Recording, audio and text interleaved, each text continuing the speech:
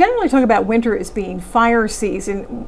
It doesn't necessarily mean there's a huge increase in fires, but some of the things that we know are fire risks tend to increase during the winter months as we're indoors more often. We have people using fireplaces, people doing more cooking, and we have the holidays, which brings several risks along with it. One that gets a lot of attention is the Christmas tree. And when we look at the stats, there are not a lot of Christmas tree fires. However, when there are tree fires, they tend to be pretty serious. Tell me a little bit about that. Yeah, so what we see is natural vegetative fires, meaning our natural Christmas trees. I love them. I go get one every year. But the key thing with that is maintenance. Making sure that we cut at least a quarter to a half inch off the base once we get it, especially if we're buying it from a store-bought. We're not actually going to go cut our own, but keeping that, giving it a fresh cut on the bottom to make sure that it can soak up the water, and checking it every day to make sure that it is drinking that water that we're putting in there in our containers, because that's allowing it to stay moist, to make sure that it doesn't dry out. Because if a fire occurs, just as you alluded to, it really can create a catastrophic event inside of our house. We've seen how these things burn, and when they're in the vertical state, it creates so much heat and so much energy. In some instances, it can make the difference between being able to escape and not. And we know fires that tend to go immediately up to the ceiling do tend to spread rather quickly. Yeah, so what happens in a fire situation like that is everything will ignite in the room at one time. We call this flashover.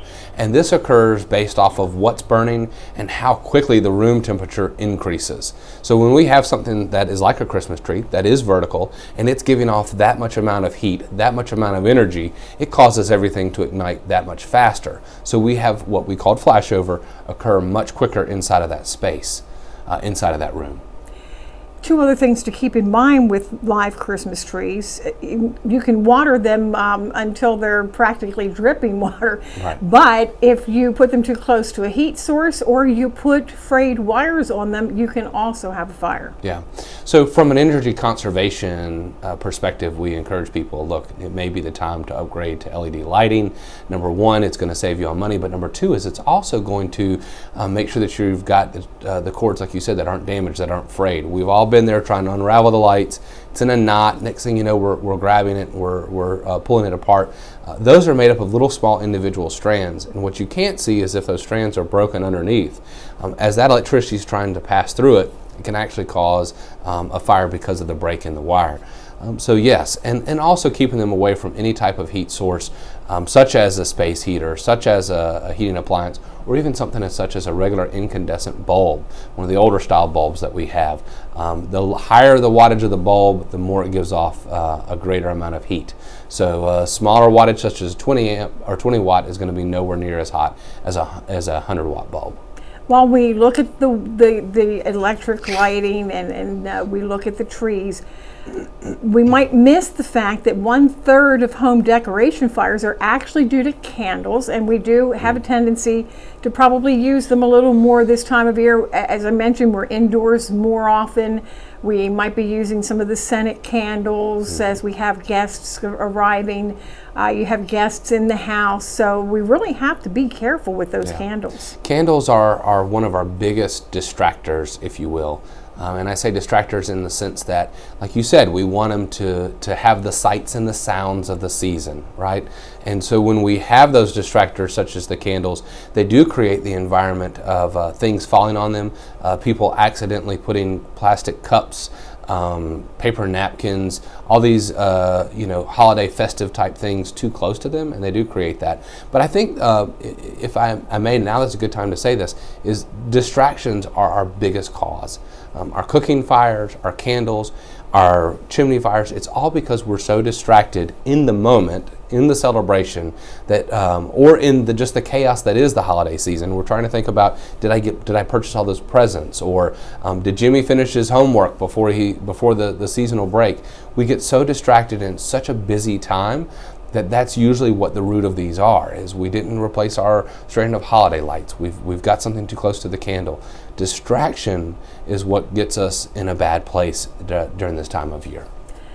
Thanksgiving is one of the leading holidays for home fires caused by cooking. You're exactly right. It is. And in fact, we see more cooking fires on that day than any other day out of the year.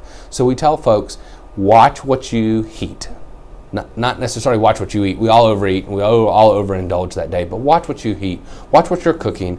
If using a turkey fryer, make sure that it's outside. Make sure that you're checking it before you actually put it in the fryer with water, that you're checking to make sure that it goes up to that line that's inside of that fryer, making sure that you're only using an approved fryer, or better yet, an oilless fryer, if you can use that as well for the safety and well-being of everyone. We know another risk in winter in general are the external sources of heat, not our central heating. Yes. So what we tell folks is put on an extra layer, put on an extra blanket. Please don't go to sleep with a space heater. Use an electric blanket to warm the bed, to knock the chill off in between the sheets, but don't sleep with that electric blanket on. We run into instances of where when we go to sleep and we have these on, unfortunately we can't know if anything's wrong. And so it's important that we just take the extra steps and leave and go to sleep with them off. And this is a great time to remind folks of the importance of working smoke alarms.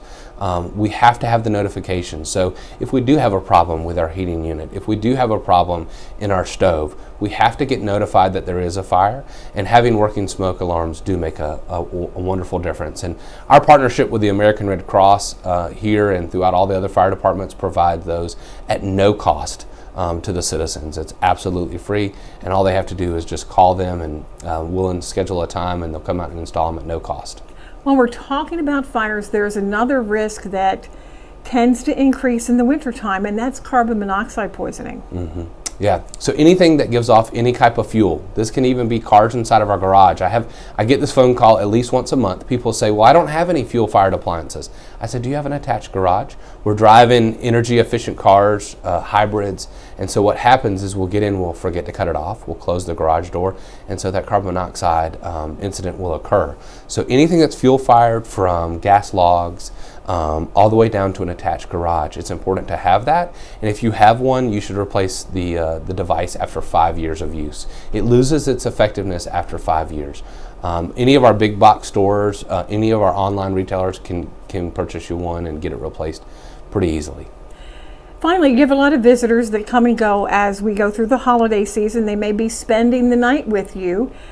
You might have your own fire plan for the house, but it's important to make sure your visitors also know. Yeah. So this is the uncomfortable conversation that you should have with your visitors, right? You tell them where the bath towels are, you tell them where extra toilet paper is, but you hate to have the conversation about, hey, if we had an emergency, here's where we go.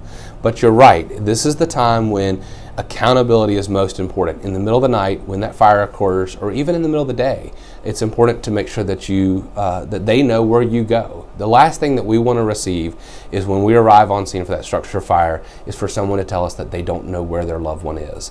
And that's a scary thought for us. It's what we train for, but it's a scary thought for us in the context that we know that instead of having to worry about property conservation, our first mission is life safety. And while we're ready for it, it's a mission that we don't want to have to use unless we absolutely positively have to.